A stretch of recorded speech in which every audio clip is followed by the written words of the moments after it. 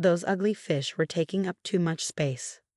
The words crackled through my phone speaker as I stared at the security alert on my iPad, watching in horror.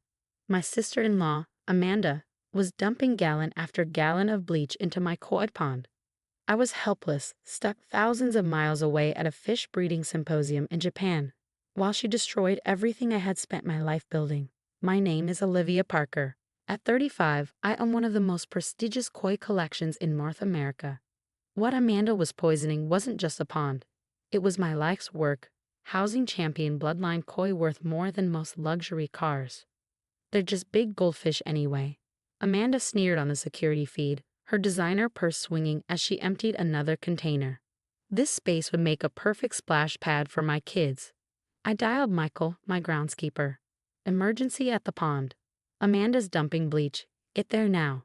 On my way, he said instantly. Should I call the police? Yes, I replied, forcing my voice steady. And start the emergency water exchange system. Those fish are worth millions. A text from Amanda popped up as I hung up. Did some cleaning while you're away. You can thank me later. I took a slow breath, fury simmering beneath my skin. This wasn't new. From the moment my brother James married Amanda 3 years ago, she had resented my success. A former beauty queen with expensive tastes, she had tried, and failed, to compete socially. But you can't buy the reputation I had built through years of dedication. I switched camera views, watching Michael rush to activate the emergency protocols. We'd installed them after a previous accident, when Amanda's kids had thrown rocks at my prize koi. That time, she had laughed it off. This time, there would be no laughing it off. I called James.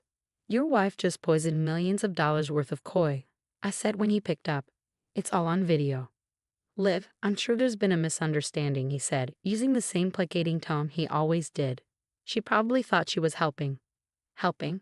I cut him off. She literally said she wanted my pond gone for a splash pad. The police are on their way. The police? His voice rose. Come on, they're just fish.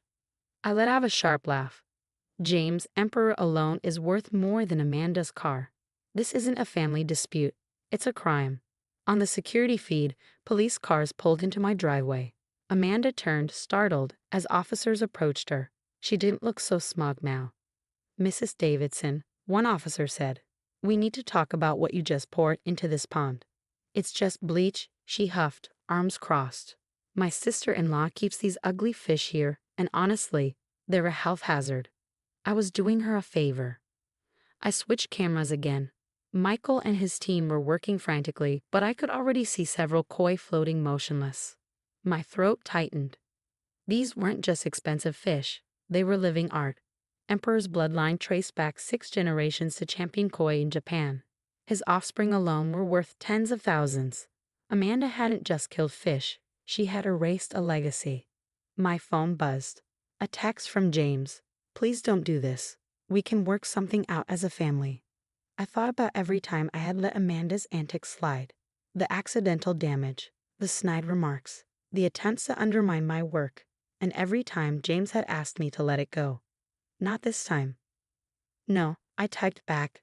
Not this time. Michael's next update hit like a gut punch. 4 dead so far. Emperor's still hanging on. Vet's here. I clenched my jaw, watching Amanda argue with the police. Do you even know who I am? This is ridiculous. They're just fish. If anything, she should be thanking me. A new alert popped up. Photos from Michael documenting the damage. Dead koi, their vibrant colors dulled, floating lifelessly in the poisoned water. Each image was another nail in Amanda's coffin. Make sure everything's documented, I texted back. Every fish, every water test, every second of footage. Then my phone rang. The president of the North American Koi Association. Olivia, this is a disaster, he said. Those bloodlines. Do you need me to contact our lawyers? Yes, I replied without hesitation. I want the full weight of the association behind this. She needs to understand exactly what she's done. On the security feed, Amanda was still protesting as officers led her away from my pond. You can't arrest me over some fish. Oh, but they could, and they would. What Amanda had never realized was that champion koi weren't just fish. They were legally recognized assets, like fine art or racehorses. and she had just destroyed millions of dollars worth of them. On camera, I booked the next flight home, my hands steady as I packed my bags. Years of dealing with Amanda had taught me to be prepared. Security cameras, emergency protocols, documentation. She thought she was finally putting me in my place. She had no idea what was coming. As my taxi pulled away, one last update came in from Michael.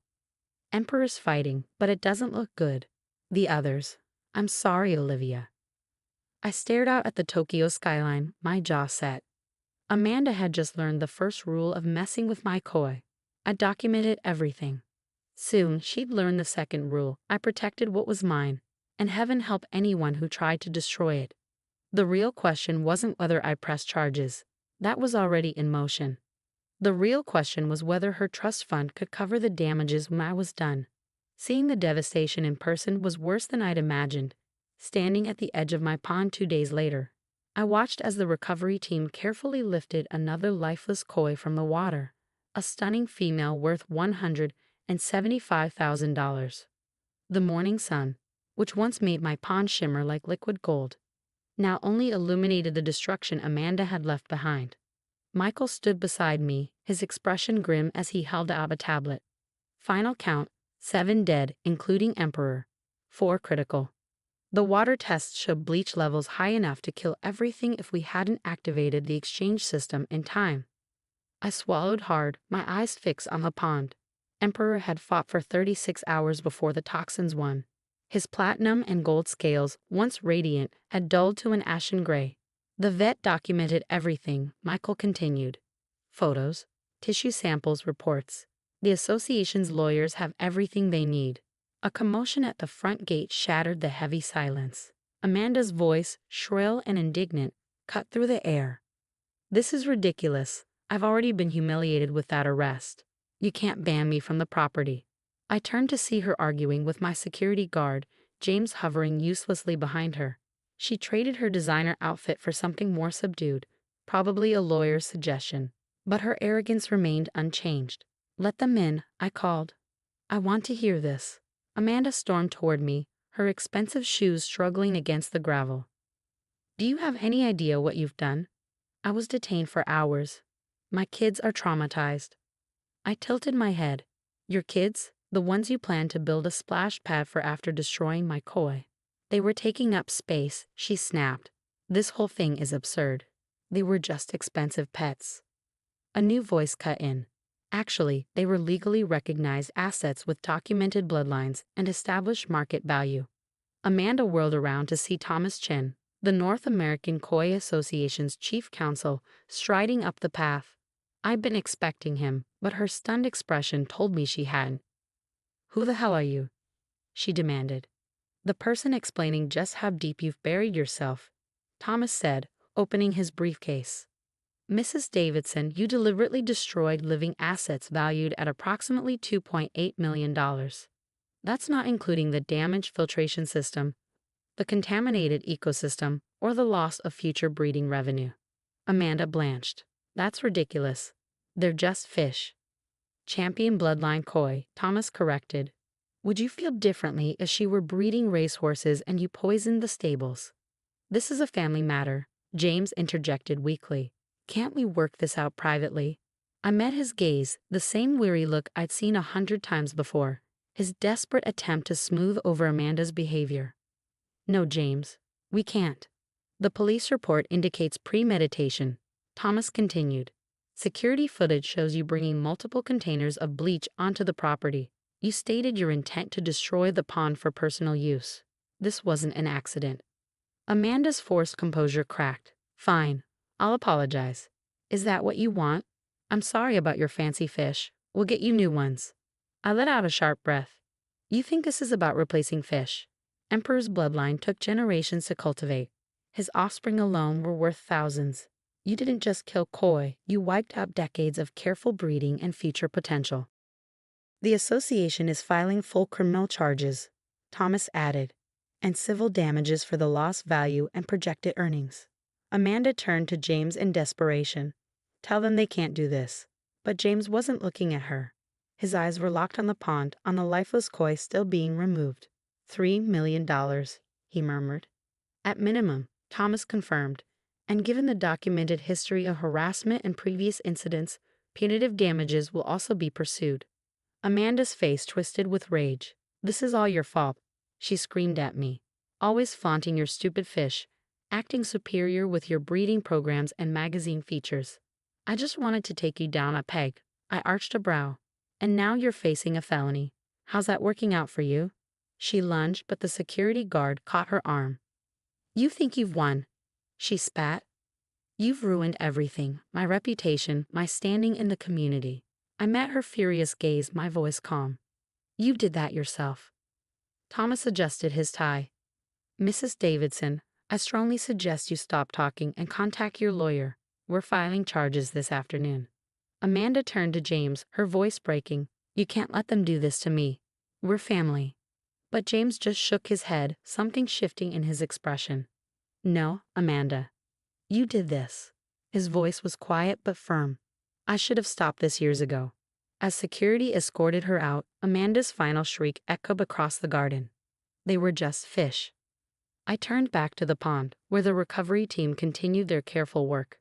They weren't just fish. They were my passion, my life's work, my legacy. And Amanda was about to learn exactly how expensive it was to mess with that. Thomas lingered, flipping through paperwork with Michael. "The insurance assessor is coming, but with the security footage and your documentation, this case is solid. Given the damages, we're looking at grand theft and felony destruction of property. The civil suit will follow." I nodded. "And if she tries to settle?" "That's up to you," Thomas said, "but I'd say make it public. People like her count on silence." Later that evening, I sat by the pond where Emperor had once swum, the water rippling softly in the dimming light. His golden scales had always caught the sunset just right, sending waves of color dancing across the surface. Now the pond felt emptier, quieter. My phone buzzed. A message from James. "I'm sorry. I should have stopped this years ago. Moving out tonight. Meeting with a lawyer about separation tomorrow." At least something good had come from this mess. Another message followed, this one from the association's breeding program. "Heard about Emperor. We still have viable samples from his last breeding season in storage. When you're ready to rebuild." A small smile tugged at my lips. Amanda had tried to destroy something irreplaceable. But she hadn't won. Like the koi themselves, I would adapt, survive, and rebuild. The remaining fish swam in slow, steady circles, their scales glinting under the lantern light. Survivors. Just like me. And thanks to my preparation, my cameras, my records, my emergency protocols, Amanda was about to learn the most expensive lesson of her life. They were never just fish. 6 months after Amanda's bleach attack, I stood in the courthouse hallway, watching as she clutched her designer purse like a lifeline. The perfectly tailored outfit, the carefully styled hair, they did nothing to mask the growing panic in her eyes. The criminal trial had just ended. 3 years of probation, hundreds of hours of community service. Now we waited for the civil proceedings to begin. She glanced at her lawyer, then seized the moment to approach me. Her voice was low, almost desperate. "Please," she whispered. "Can't we work something out? This will ruin me." I studied her, remembering the gleeful smirk on her face as she poured bleach into my pond. The way she had dismissed my koi, my life's work, as nothing more than overpriced decorations. "You had every opportunity to work something out before you killed them," I said evenly. Her expression tightened. "I already have a criminal conviction on my record. Isn't that enough?" Before I could answer, Thomas appeared at my side, a thick folder in hand. "Mrs. Davidson, all communication should go through your attorney." His tone was polite, but firm. The civil trial was swift and brutal. My meticulous records left no room for argument. The security footage proved intent. Water tests confirmed deliberate contamination. Expert testimony established the irreplaceable value of the lost bloodlines. When the final damages were announced, Amanda's face went ghost white. $4.2 million, the judge declared. The amount accounted for not just the koi's documented worth, but future breeding revenue and punitive damages for her repeated harassment. Amanda's lawyer shot to his feet. "Your Honor, this will bankrupt my client." The judge barely glanced up. Perhaps she should have considered that before destroying millions in documented assets. In the back of the courtroom, James sat quietly, his expression unreadable. Last month, their divorce had been finalized. He had finally seen Amanda for who she was, though it had cost him his marriage and shattered our family's fragile peace. Outside, reporters swarmed. The case had drawn attention from specialized breeders and the local press. Amanda shoved past them, ignoring shouted questions about whether her trust fund could cover the damages. Thomas stayed beside me, lowering his voice. "The fund isn't enough. We'll pursue her other assets." I nodded. I took no pleasure in Amanda's financial collapse. This had never been about money. It was about consequences. 1 year later, my pond looked different, but it was whole again. New koi swam through the crystal clear water, their movements graceful and unhurried. Some bore Emperor's markings, his bloodline preserved through stored samples. The security system remained upgraded and reinforced. Trust, once broken, required eternal vigilance. Amanda had moved away, forced to sell her home to pay part of the judgment. James, healing in his own way, sometimes visited. He stood beside me one evening, watching a young koi with Emperor's signature gold pattern glide beneath the surface. "They're beautiful," he murmured. "I never really got it before. These aren't just fish, they're living art." I smiled, watching the koi weave through the water. Some things have to be destroyed before people understand their true value. My phone buzzed. A message from the Koi Association. Emperor's last offspring just won grand champion at an international show. His legacy lived on. As I stood by the pond, the setting sun casting rippling gold across the water, I felt an undeniable sense of peace. Amanda had set out to punish me, to tear down what I had built. But in the end, all she had done was reveal the truth for everyone to see. Her pettiness, my resilience, and the undeniable lesson that some things, like beauty, like justice, are worth protecting. The koi continued their slow, hypnotic dance, unbothered by the human chaos they had inadvertently exposed. In their silent elegance, they had taught us all a lesson about the true cost of spite and the power of survival.